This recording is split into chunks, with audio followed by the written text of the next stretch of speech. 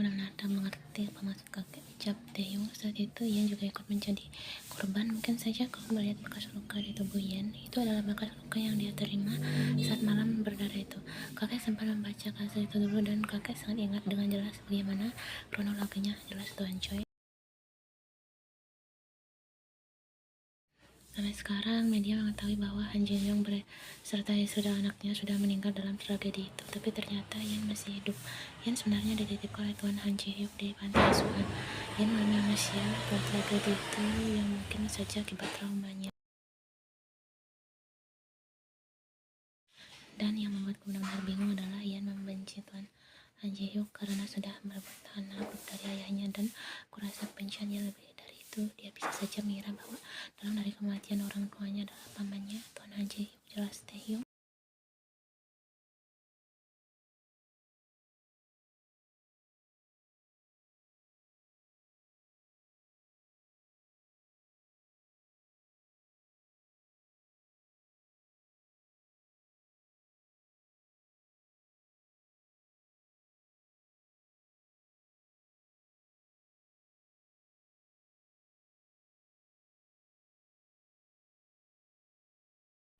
Tuan Han menjelaskan pada ayah saat pertama kali kami bertemu setelah 17 tahun lamanya. Dia mengatakan sebenarnya putri Han Jin Young masih hidup dan dia adalah putri angkatnya. Jika Tuan Han melindungi Ian, kenapa dia tak menyembunyikan Ian saja, membiarkan Ian tetap berada di Jepang? Setelah Taehyung.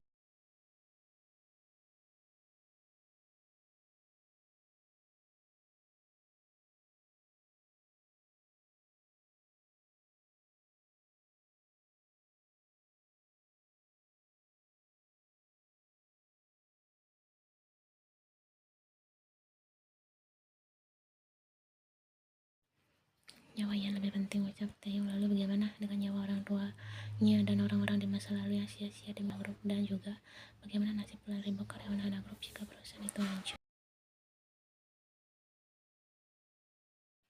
Ucapan Tuan Kim kembali membuat Taehyung terbungkam.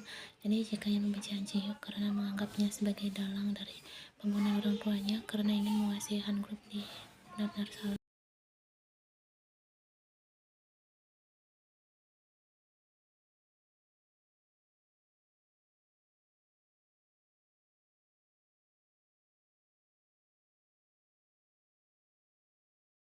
Dia melatih mental Ian dengan bersikap tegas pada Ian agar nantinya Ian tidak akan bisa ditindas dan bisa melindungi Hana Group dari tangan-tangan kotor yang bisa membuatnya hancur.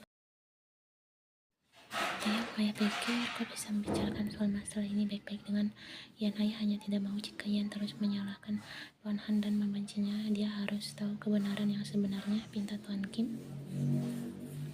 Ya, sebenarnya tidak tahu jika aku menyelidiki masa lalunya, ya, ucap Taehyung. Lalu bagaimana dengan pembunuh itu? Apa alasannya ingin membunuh Ian dan dua orang tuanya? Tanya Taehyung.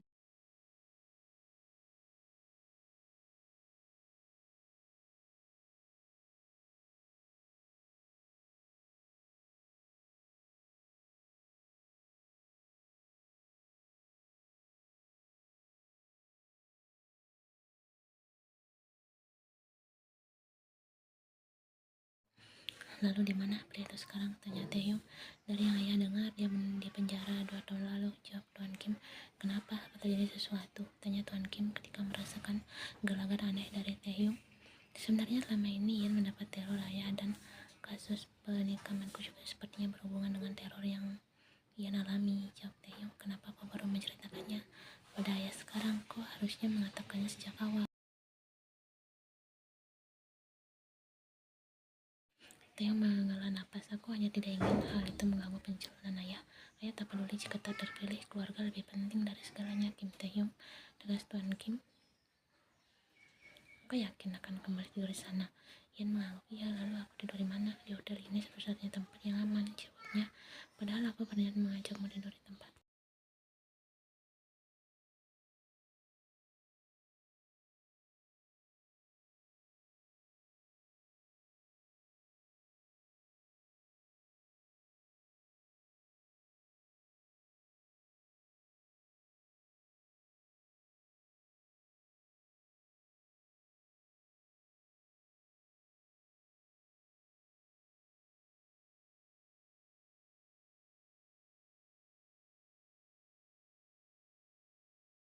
Ian mengabaikannya kemudian masuk ke dalam lift. Wanita itu sampai di lantai VIP. Kedatangannya disambut dia orang bodyguard yang berjaga. Mereka membungkuk pada Ian dan dibalas olehnya. Wanita itu segera masuk ke dalam kamar hotel yang kosong tanpa penghuni. Jadi pria itu juga tidak pulang. Komentar Ian ketika melihat keadaan hotel masih sama seperti yang dia tinggalkan 2 hari lalu. Ian memutuskan pergi ke dalam kamar yang ada di kamar hotel itu, lalu masuk ke dalam kamar mandi. Dia harus segera membersihkan dirinya. Sudah 2 hari tak mandi itu. 1 jam kemudian Ian keluar dari kamar mandi tersebut. "Kamu cek ya," Ian berteriak karena terkejut dengan keberadaan seorang laki-laki yang berdiri di depan pintu toilet.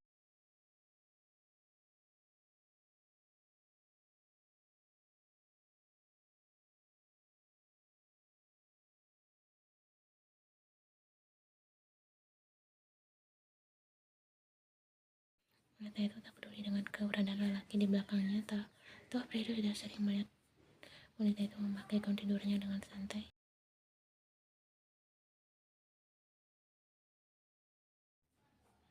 "Aku tahu aku tak pantas untuk dimaafkan, tapi kau sudah tahu kan?" "Lalu apalagi?" potong Ian berdiri berhadapan dengan pria yang berstatus sebagai suaminya itu. "Maafkan aku," ucap Taeyong dengan wajah penuh penyesalan. "Ya," jawab Ian singkat. "Kemarin aku..."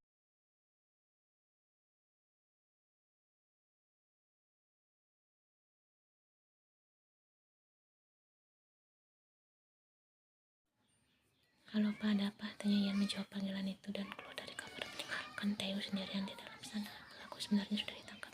Terdengar suara Yonggi di seberang telepon. Ia terdiam mendengar ucapan Yonggi. Dia tidak menyangka jika Han Sui adalah pelakunya. "Lalu di mana dia sekarang?" tanya Ian. "Dia di kantor polisi," jawab Yonggi.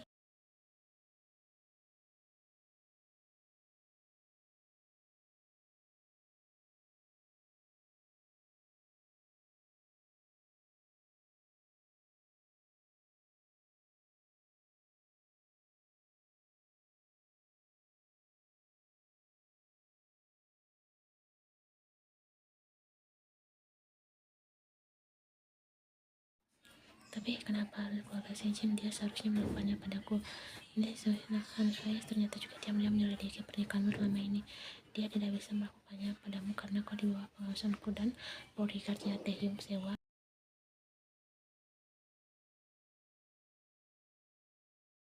Dan satu-satunya cara adalah menjebakmu, menjadikan keluarga Sejin sebagai korban, dan tentu saja untuk membuat Taehyung membencimu dan akhirnya meninggalkanmu."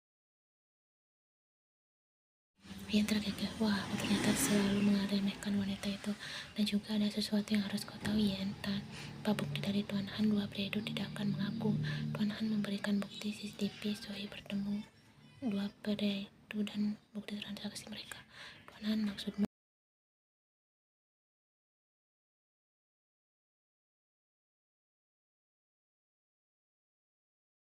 Ayahmu, Ian. Dia yang memberikan semua bukti itu pada kepolisian untuk membantumu dan memenjarakan anaknya sendiri. Ian, aku rasa selama ini kau salah paham dengan sikap ayahmu."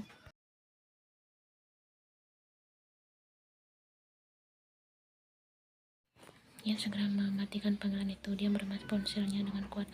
"Drama apalagi yang dibuat pria tua itu?" geramnya.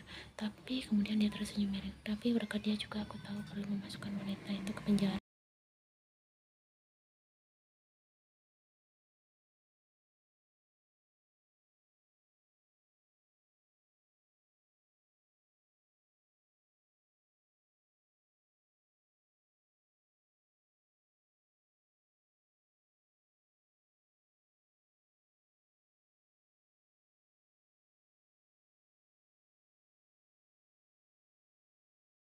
Ian kembali ke dalam kamar, kemudian merebahkan dirinya di atas ranjang king size tersebut. Pergerakan di sampingnya membuat wanita itu menoleh dan mendapati Taehyung yang hendak berbaring. Taehyung terdiam dengan tatapan datar yang Ian unuskan padanya. "Maaf, jika kau tak nyaman, aku akan tidur di luar." Ian kembali tidur, tidak menanggapi ucapan lelaki itu, dan kembali tidur membelakangi Taehyung. Pria itu menghela nafas, kemudian mengambil bantal dan keluar dari kamar tersebut.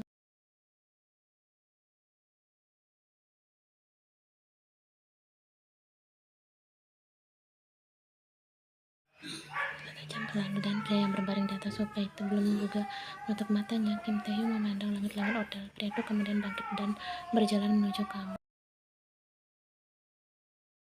Dia memutar perlahan kedua pintu lalu membukakan dengan pelan agar tak menimbulkan suara. Pria itu lalu berjalan mendekat ke arah ranjang dan berdiri tepat di depan Yen yang sedang tertidur lelap.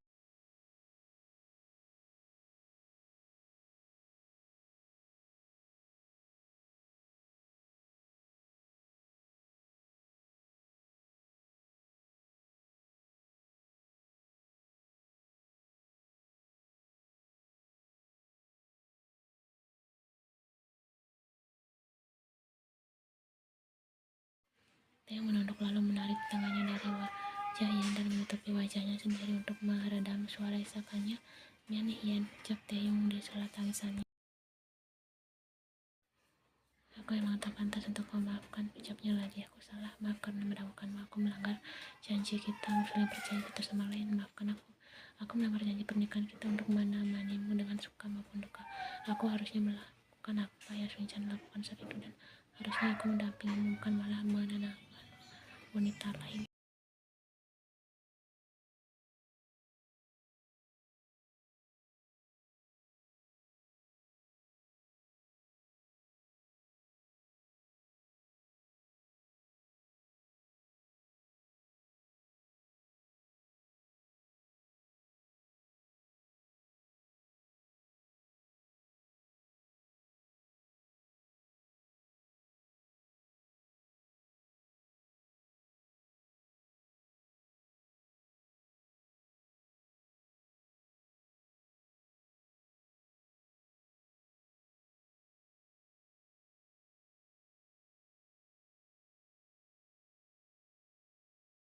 Besok paginya Ian keluar dari kamar sudah lengkap dengan pakaian formalnya, tapi juga terkesan cukup santai.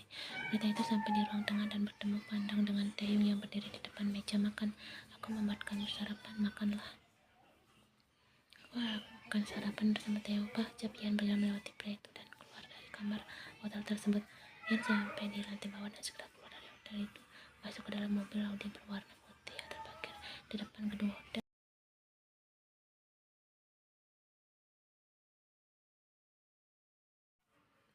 Pagi, sapa orang di balik kemudi.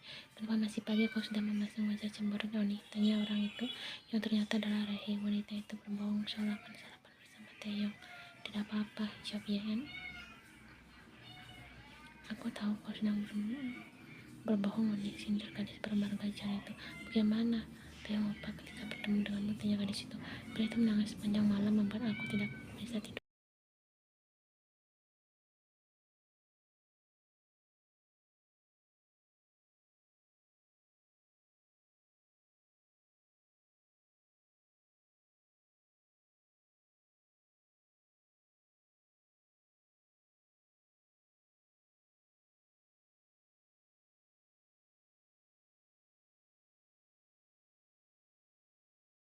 Manis, iya, jawab Ryan mendengus. Kau ada-ada saja, ayo berangkat, perutku sudah meminta untuk diisi, ucap Yen, dan mobil itu akhirnya mulai melakukan meninggalkan pelataran hotel.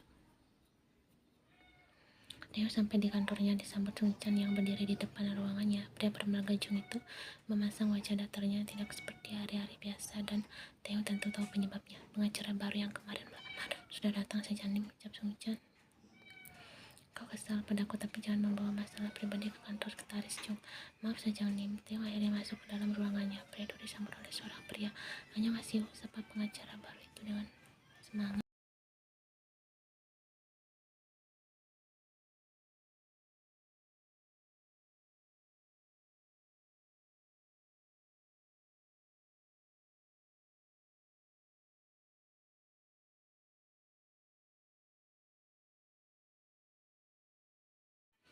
Kau suami Yan, ucap pria itu tampak terkejut setelah melihat Taeyong. Pria itu lalu tersenyum lebar. Aku Chanwoo, Pak Chanwoo, teman Yan di panti. Wah, aku tak menyangka ternyata aku bekerja di firma hukummu, ucap lelaki itu.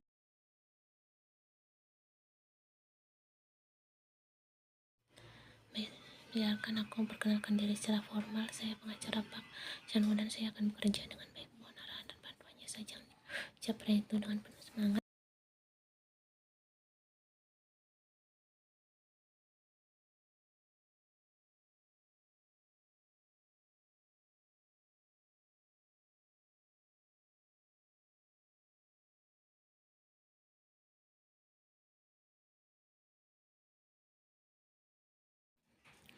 Sun Chan jawab Sun Chan. Kumawa Chang tersenyum lebar, kemudian memeluk Sun Chan, membuat pria bermerga juga terkejut. Apa yang dilakukan pria itu? Senang bertemu denganmu, Sun Chan, jawab Sun Chan.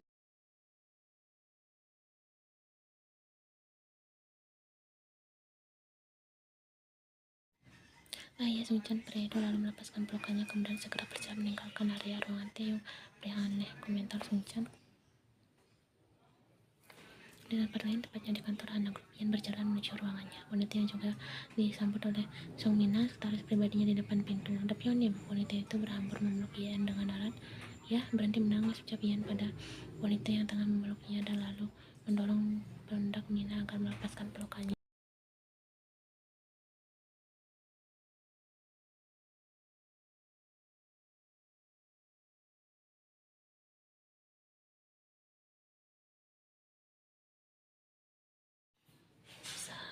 Sempat turun, tapi setelah Anda dinyatakan tak bersalah, Sam benar tidak naik drastis, jawab Song Mina sambil menghapus air matanya. Penangkapanku ternyata membawa keuntungan juga untuk kita, canda Yan. Saya percaya bahwa Anda tidak akan melakukan itu. Kenapa kau percaya? Kau sudah tahu bagaimana sifatku. Aku bisa saja melakukannya. Lina menggeleng, tapi Anda tidak akan sampai membunuh Dapionim. Kau ternyata tidak tahu aku. Kalau Anda benar, Anda pasti tidak akan meninggalkan jejak seperti itu. Saya jelas jika semua itu dilakukan untuk menfitnah dan menjebak Anda. Polisi benar-benar bodoh. Harusnya mereka hanya menjadikan Anda saksi, bukan malah langsung menangkap Anda sebagai tersangka. Jelas wanita bermarga Song itu. Kau yang tidak tahu hukum saja. Tapi kenapa suamiku malah percayainya? Batin Yan.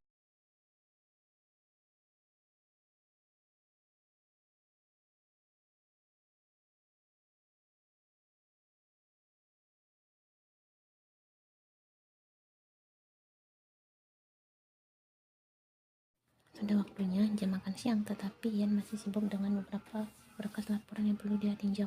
Apalagi beberapa berkas yang terlantar karena dia yang tidak masuk kantor selama 2 hari kemarin. Pintu ruangannya diketuk, kemudian terbuka dan Mina masuk ke dalam. Depionim, Tuan Kim Taeyong bertanya, apa dia bisa menemui Anda dan apa diperbolehkan masuk, ucap wanita itu. Yan menghela napas, kemudian mengangguk. Saat itu juga Song Mina keluar, kemudian berganti dengan Taeyong yang masuk ke dalam ruangan Yan. Apa kau sibuk? Tanya pria itu berjalan mendekat ke arah meja Yan. Ya, jawab Yan singkat. Ada apa? Tanyanya. Ya, aku mengajak kita makan siang bersama. Aku sudah mencoba menghubungimu, tapi kau tidak. Aku sengaja tak menjawabnya, potong Yan. Wanita itu kemudian berdiri dari duduknya dan mengambil tasnya yang ada di atas meja. Ayo pergi, jawabnya berjalan melewati Taeyong keluar dari ruangan itu.